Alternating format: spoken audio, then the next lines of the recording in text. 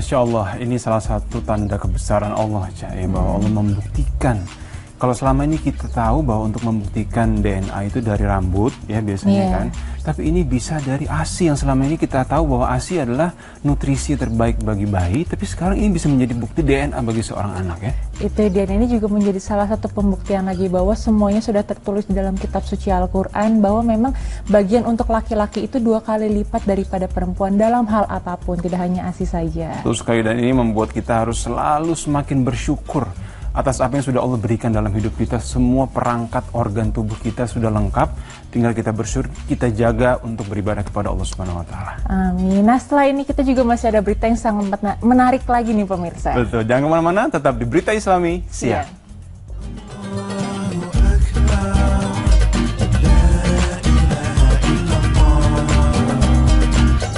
Orang yang suka traveling nih. Nah, betul. Jalan-jalan ini kan salah satu hal yang kita suka banget. Saya bisa merefresh pikiran kita, melihat suasana yang baru, segala macam ya. Tapi bagaimana traveling yang dipandang secara Islam? Betul sekali. Dan bagaimana hukumnya juga ya? Betul sekali. Ini dia beritanya.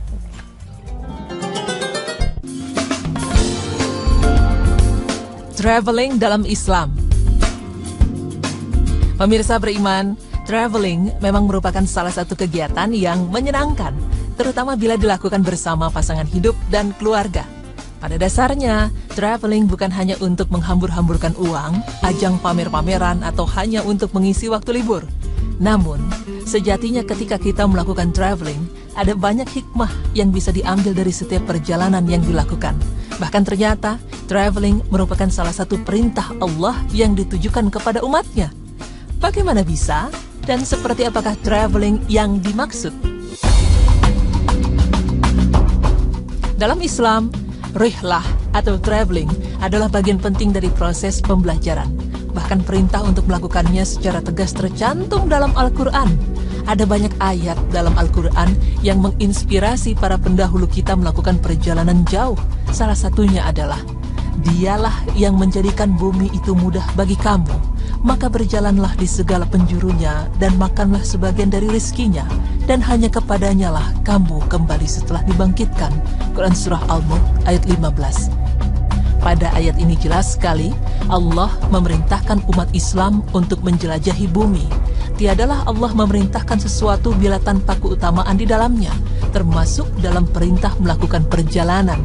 Apa saja keutamaan bepergian? Traveling tidak hanya terbatas pada pengertian sempit seperti tamasya atau kunjungan kerja, namun juga meliputi segala gerak atau langkah kita dari satu tempat ke tempat lain yang dibarengi dengan niat ibadah lain. Pada masa penyebaran Islam, rihlah atau traveling merupakan salah satu penyebab tersebarnya agama Islam. Selain itu, ada banyak manfaat yang bisa didapatkan dari perjalanan traveling di antaranya. Dalam sebuah hadis, Rasulullah SAW disebutkan bahwa dari 7 golongan manusia yang doanya mustajab di sisi Allah, di antaranya adalah doa seorang musafir sampai ia kembali dari perjalanannya. Saat kita melakukan perjalanan dan melihat lingkungan yang berbeda dengan segala keindahan yang ditampilkan, membuat kita sadar dengan kebesaran Allah, sehingga hati dan perasaan menjadi lebih bahagia dan bersyukur. Ketika melakukan traveling, maka akan ada banyak orang yang akan kita jumpai dalam setiap perjalanan, baik yang telah dikenal sebelumnya atau yang baru dikenal saat dalam perjalanan. Dalam Al-Quran, surat Ar-Rum ayat 22 disebutkan bahwa di antara tanda-tanda kekuasaan Allah ialah menciptakan langit dan bumi, serta berlain-lainan bahasa dan warna kulit manusia. Sesungguhnya yang demikian itu merupakan tanda bagi orang-orang yang mengetahui. Lalu, bagaimanakah jika seorang muslimah memiliki kebiasaan traveling yang mengharuskan ia pergi dari rumah dalam beberapa waktu? Islam, sebagai agama yang komprehensif, memberikan pengaturan demi melindungi umatnya, termasuk dalam urusan seorang wanita bepergian keluar rumah. Wanita pada dasarnya boleh keluar rumah untuk urusan tertentu dengan seizin walinya jika ia masih gadis, atau seizin suaminya jika ia sudah menikah. Saat keluar rumah pun, seorang wanita harus memperhatikan adabnya. Pertama, ia harus menutup auratnya, kemudian ia tidak tabaruj atau melebih-lebihkan perhiasan, dan menjaga diri dari fitnah.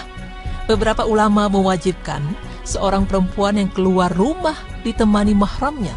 Namun ada perbedaan pendapat tentang boleh tidaknya seorang wanita keluar rumah tanpa ditemani mahramnya. Golongan pertama memandang sama sekali tidak boleh seorang wanita keluar rumah tanpa ditemani mahramnya.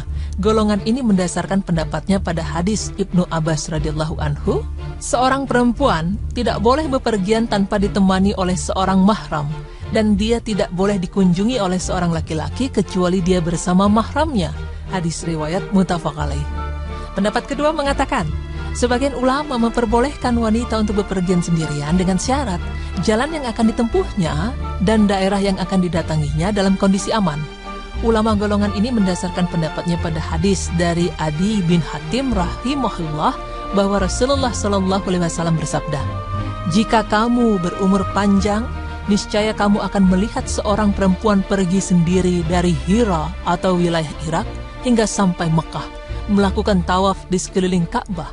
Dia tidak takut kepada seorang pun kecuali kepada Allah." Hadis riwayat Bukhari. Golongan ulama yang memperbolehkan wanita keluar sendiri beralasan berdasarkan hadis di atas, maka sebab hukum dari larangan bepergian yakni faktor keamanan sudah hilang. Jika perjalanannya dipastikan aman dan tujuannya sangat aman, maka hukumnya menjadi boleh. Meski begitu, golongan ulama ini tetap mensyaratkan bagi wanita yang ingin bepergian sendiri tetap wajib meminta izin dari wali jika ia belum menikah atau suaminya jika ia sudah menikah. Wallahu a'lam.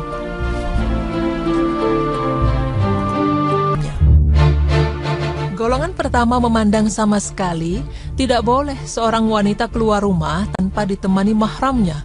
Golongan ini mendasarkan pendapatnya pada hadis Ibnu Abbas radhiyallahu anhu, seorang perempuan tidak boleh bepergian tanpa ditemani oleh seorang mahram, dan dia tidak boleh dikunjungi oleh seorang laki-laki kecuali dia bersama mahramnya. Hadis riwayat muttafaq alaih. Pendapat kedua mengatakan, sebagian ulama memperbolehkan wanita untuk bepergian sendirian dengan syarat jalan yang akan ditempuhnya dan daerah yang akan didatanginya dalam kondisi aman. Ulama golongan ini mendasarkan pendapatnya pada hadis dari Adi bin Hatim rahimahullah bahwa Rasulullah Shallallahu Alaihi Wasallam bersabda, "Jika kamu berumur panjang, niscaya kamu akan melihat seorang perempuan pergi sendiri dari Hira atau wilayah Irak hingga sampai Mekah, melakukan tawaf di sekeliling Ka'bah. Dia tidak takut kepada seorang pun kecuali kepada Allah." Hadis riwayat Bukhari. Golongan ulama yang memperbolehkan wanita keluar sendiri beralasan berdasarkan hadis di atas, maka sebab hukum dari larangan bepergian yakni faktor keamanan sudah hilang. Jika perjalanannya dipastikan aman dan tujuannya sangat aman, maka hukumnya menjadi boleh. Meski begitu, golongan ulama ini tetap mensyaratkan bagi wanita yang ingin bepergian sendiri tetap wajib meminta izin dari wali jika ia belum menikah atau suaminya jika ia sudah menikah. Wallahu a'lam.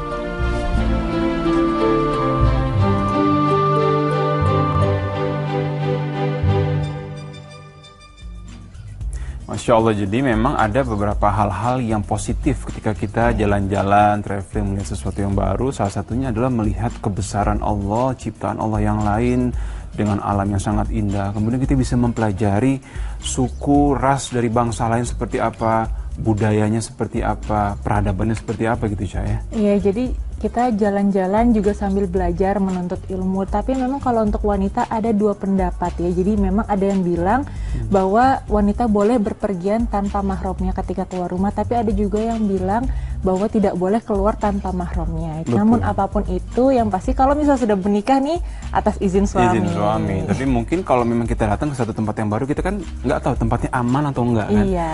Kalau ada temennya mungkin akan jauh lebih safe gitu. Betul sekali. Nah, setelah ini kita juga masih ada berita yang sangat menarik lagi nih pemirsa. Jangan kemana-mana, tetap di Berita Islami Siang.